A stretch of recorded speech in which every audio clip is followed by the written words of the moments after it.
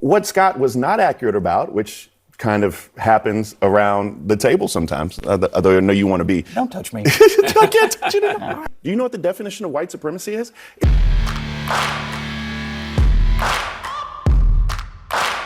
Hi, welcome to Racist of the Week. My name is Reese Waters. This is where we explore the stupidity and hypocrisy of discrimination in hopes we can build a more perfect union. And also laugh. As usual, I would like to thank today's sponsor, Racism. And if you have any nominees, you can drop them in the comments. You can shoot me an email at reese@reesewaters.com. Today's nominee, CNN's Scott Jennings. All right, run the clip. What Scott was not accurate about, which kind of happens around the table sometimes, although I know you want to be. Don't touch me. I can't touch you. All right, everybody keep your hands to yourselves at the table. All right, but one of the things Scott was not accurate about, though. Don't touch me. Where have I seen that before? You know, I want to resolve this with you putting your finger in my face. Let me finish, sir. Let me finish. You put your finger in my face and you were aggressive and you said you don't ask. Let me ask you a question, though. I don't. You don't ask me a question.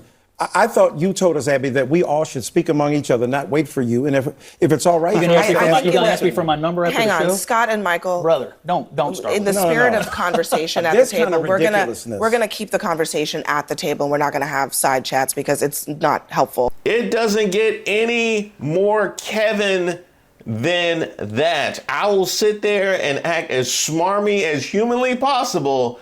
And then when you try and take the temperature down, because that's clearly what Bakari Sellers was trying to do. What Scott was not accurate about, which kind of happens around the table sometimes, although I know you want to be. Don't touch me. I can't touch you. I'm going to throw a little bit more gas on that thing and tell you, don't touch me. Yeah, that's right. Even more gaslighting live on the air.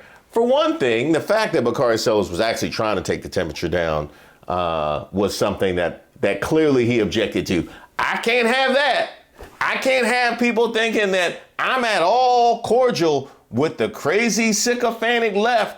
Now, why do you think somebody would react like that? Like, why would somebody react like that? Because I'm trying to think, like, if I was on Fox News and that happened to me, how would I react? The thing is, if I was on there just spouting fire, like if I was on my Jessica Tarloff, I would be fine. But the damage had already been done from that. And you need to find some safe middle ground where people know that the vaccine is safe for you, but you don't. Oh, well, what do you mean? You're fine. You're vaccinated. What do you? Oh, it's your turn.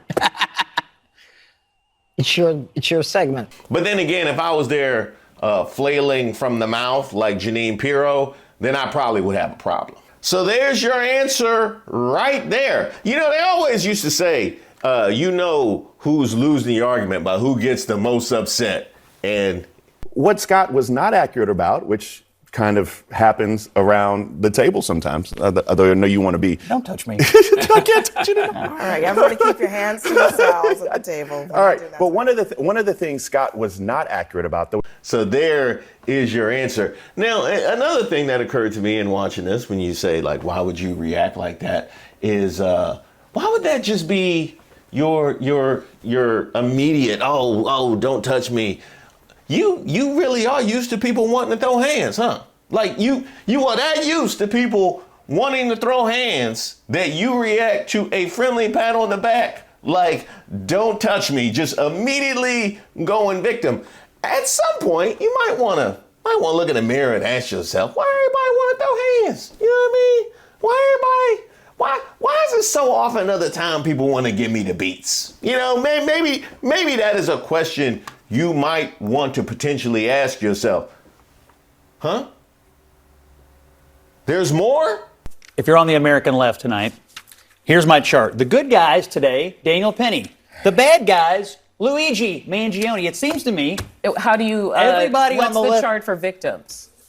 I'm just telling you what I see out in the world. I know. I just want you to finish the chart. Which victim is good and victim is bad. What I'm telling you is that's not on the second page. People on the left can't seem to tell the difference between the good guys and the bad guys. People on the left. I'm asking you whether you consider this person. We have people praising Luigi. I want to know whether you think that, as Congressman Crane does. I want to holler at Maga base. I want to holler at Fox News watcher, especially, the white man without a college degree, like the base. So your news media has chosen to lionize Daniel Penny and to villainize Luigi Mangione. So my question to you is, why is it that you identify with Brian Thompson as a victim more so than Jordan Neely, the unhoused man who could not get help for his mental health condition? Why is it that you identify more with Brian Thompson? And by the way, for this thought experiment, you cannot use the word black. Yeah, you cannot use the word black. So just let me. Yeah, no, you can't use colored either. You can't use ends. Also no ends. And at this point, I would also like to holler at all of my black conservatives or maybe just black New Yorkers, the people that were here celebrating Daniel Penny and his not guilty verdict. I would like to ask you, if you were Daniel Penny in this situation, and you were the one that did you were the one that jumped in, and Daniel Penny was the victim, a white former military man. What are the chances that you would get off? Because we're so tired and something needs to be done. I'm just, I know you're celebrating. Yeah, I know you're celebrating New York. They need to clean up the subway. Yeah, sure, all that. But that's not what I'm asking you. What are the chances that you would get off for those reasons on a scale of 0 to 0? Then I want you to tell me, if you did happen to get off, what are the chances you would be invited to go to the Army-Navy game with the incoming administration? Yeah. But ultimately, anything that I could say about this was best said in the moment by host Audi Cornish. Prosecutors do go after people all the time for a variety of things. You keep referring to Neely as the victim. I think Penny is the victim in this case, and I think the people on that. I think people on the train are the victims. I have a tendency to call the people who die a victim. We have different ideas about that, but to my mind, someone lost a child, and I'm always going to feel for that person. That's just how I'm built. It's like a Christian thing. But the reason why I'm asking is... Are you saying I'm not a Christian? I'm not at all. I just want to make sure that you understand it's a values-based comment. Are you saying I don't have any values? Not a political one. Are you saying I don't have any values? No, Scott, she's not saying that. He is, but he needs a clip for the internet, so I need to Exactly. But in the meantime... Ooh, devastating. Mike, There's more? But before she entered a league that started in 1997, there were the Lisa Leslies and the Don Staleys and the Cheryl Swoops of it all, who really built this league. And they weren't getting the attention because, let's face it, the league was built in a way in which it wasn't mainstream. And all she's simply saying is that I want to respect those who come before me. Now, conservatives do one of two things that I am so fascinated with, especially when it comes to her. Either they whine or they bully. So now it's time to do both. They're bullying her when she decides to just like a post about Taylor Swift post about Taylor Swift endorsing Kamala Harris. They unfollow endorsing her. Voting. Like saying, go vote. Yeah. And then they unfollow her in droves. And then she says, you know what? I am so grateful for all this money I make. I'm making more money than most of these women will ever see in their lifetime because I am a great player, but I'm also someone that they are using as their message person, that they are using me as a conduit to get their message out. And she says, no, I don't want any of that. I'm grateful grateful. And hopefully I can shine some attention on Bakari because no one's paying attention to Bakari. And so I'm going to give Bakari some attention because you know what? Thank you for keeping this league alive, Bakari. Everything that you've done has really got to the point where I can be here and benefit in this moment.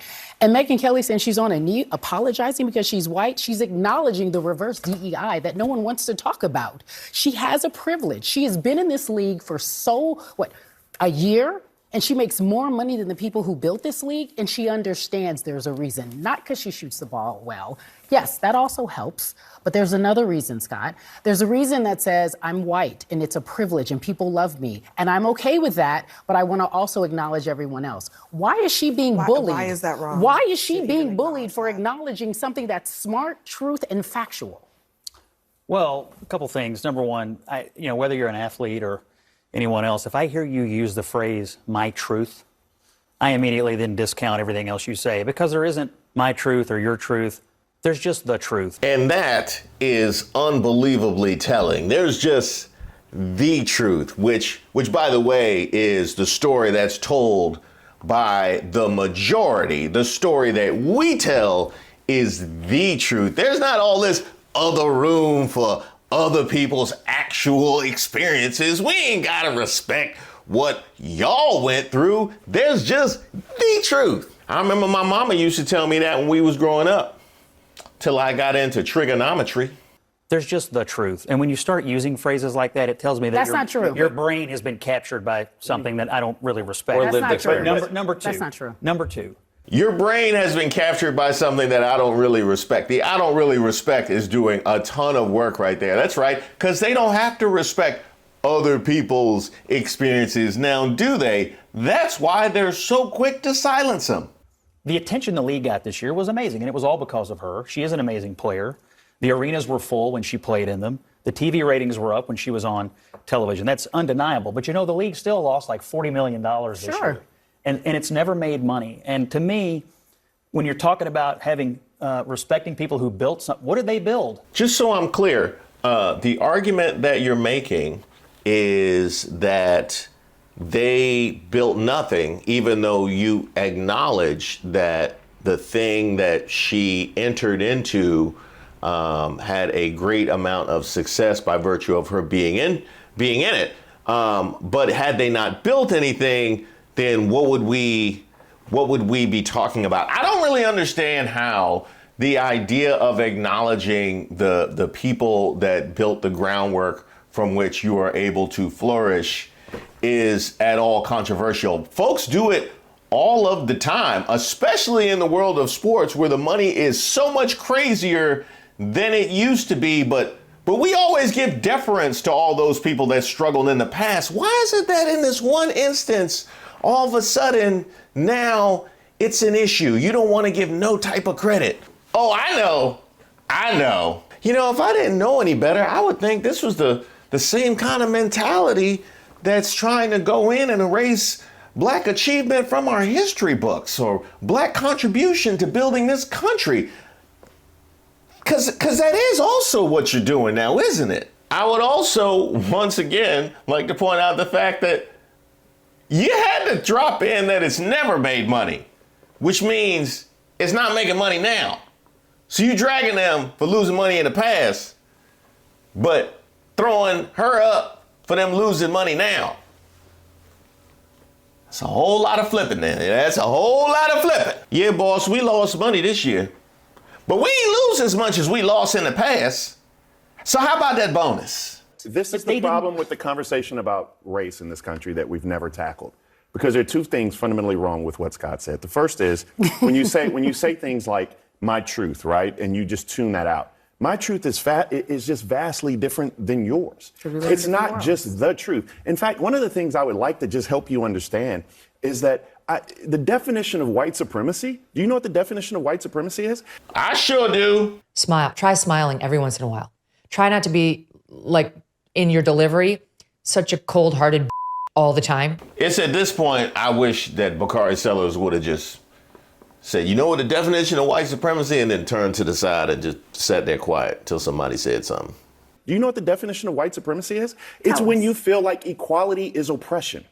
And for some reason, it gets so entangled because people just simply want equality, and you feel like that's taking away something from you. I'm not dare saying that anybody at this table is a white supremacist, but what I am trying to do is at least educate you on what the truth is. And so we both come from different, we want the same America for our children, but we come from different places.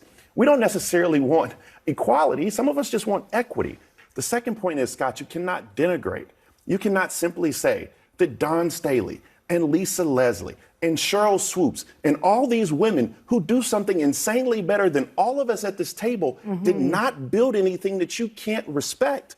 Yet the league wasn't built in a way that would make money. That's not what it is. That's not what it was for. But these ladies gave their all. The Sue Birds of the world. I mean, we don't even talk about you go down the list. But you can go down the list. And so that's my only point. But I'm hoping that you're able to understand that. But Scott, you're saying, but Scott, but Scott, it's disrespectful for you to say, what have they built? There are little children right now, little girls at home hoping that they can play in what they call the WNBA. And the reason why it's still up and still running, whether it's losing money or not, is because of these black women who are in this. Isn't it because of the investors? No, Scott, stop it. You stop it now. It's not. I was in Dickie's arena. Who pays for it? I was in Dickie's arena. Oh, look, I just got a tweet. LeBron, if the NBA didn't exist. Is that McDonald's?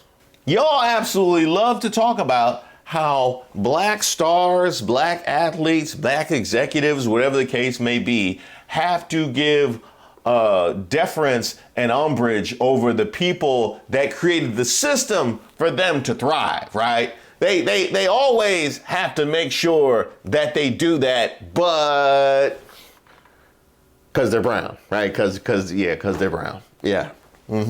We have moved so far on the right that it has become controversial to credit black people for anything. And I mean anything. Listen to Scott Jennings there. He wants to undermine it in any possible way that he can in order to not give black people credit for anything. You know, this sounds like the same operation that would label every black person as a DEI. It's the same. It's the exact same people.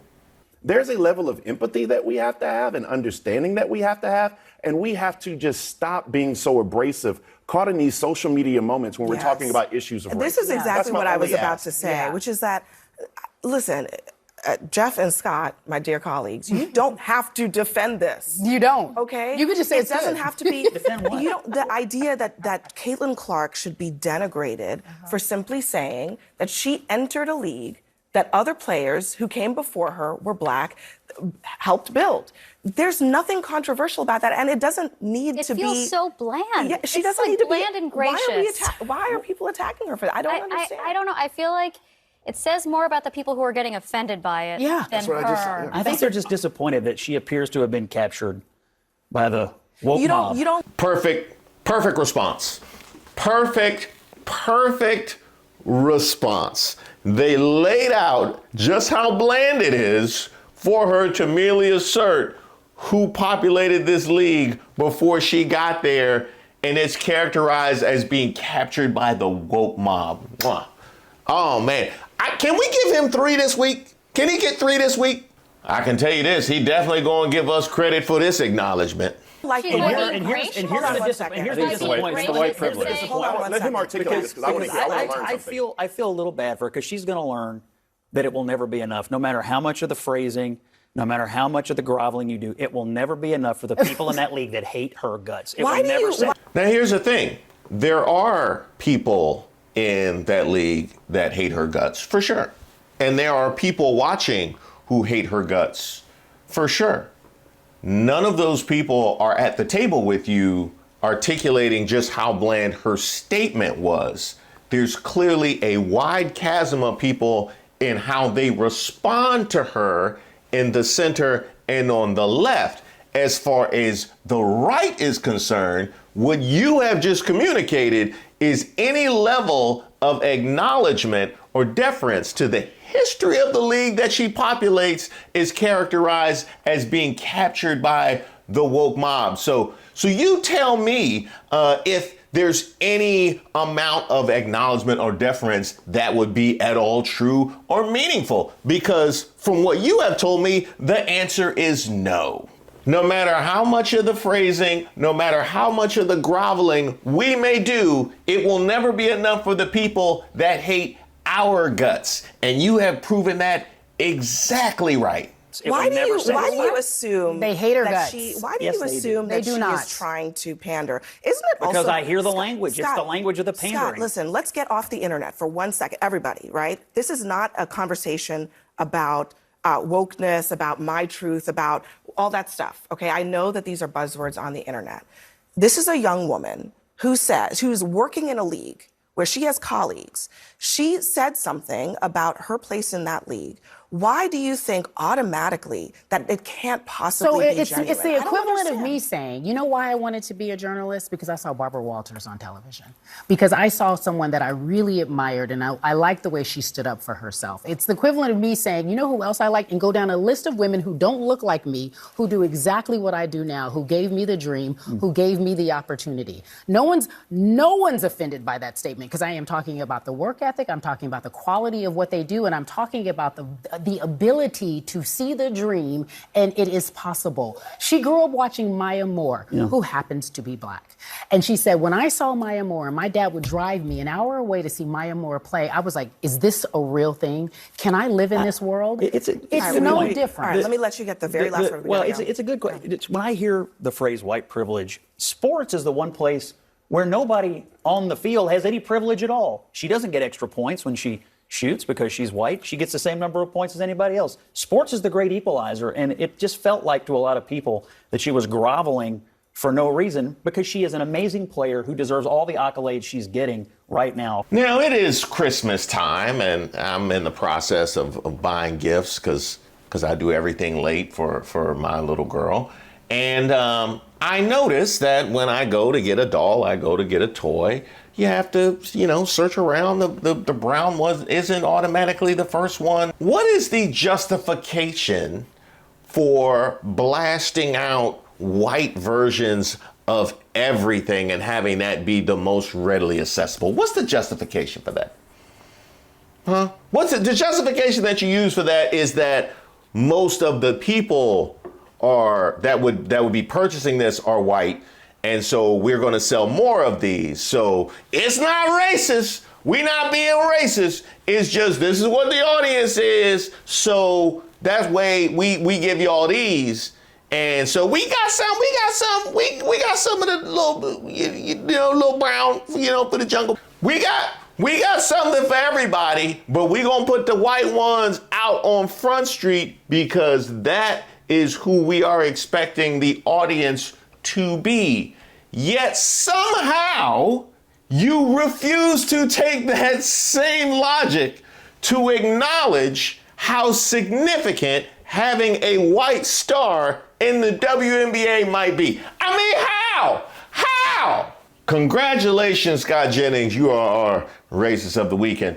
And in fact, the way that you were just able to go 3 for 3 on this here video, I think you might be in the running for Troll of the Year. He might be in the running for Troll of the Year. I might have to put that together. Stay tuned. I want to thank you guys so much for supporting the channel. Now, I get asked all the time how people can help out. One way is by joining. The link to membership is in the description box to all the videos. But if you actually want to get more hands-on involved, I happen to be adding to my team. So if you have any experience, whether it be research, technology, editing, especially if you can edit, go ahead and send me an email to reese@reesewaters.com. Just put in help wanted or help a brother out, or let me hold a little something to the 15th. Just let me know in the subject heading that you are here to join the team. That would be greatly appreciated. I also want to send a shout out to all of the active members that we have right now. You guys have been phenomenal. I'm going to be ramping up in the new year, whether it be hot waters or running waters or waters under the bridge. We're going to be trying a whole lot of new stuff. Speaking of which, there's that whole second channel, that whole meditation and mindfulness project that I've been working on. We gonna need that in 2025. We definitely gonna need that in 2025. All the more reason to add to the team.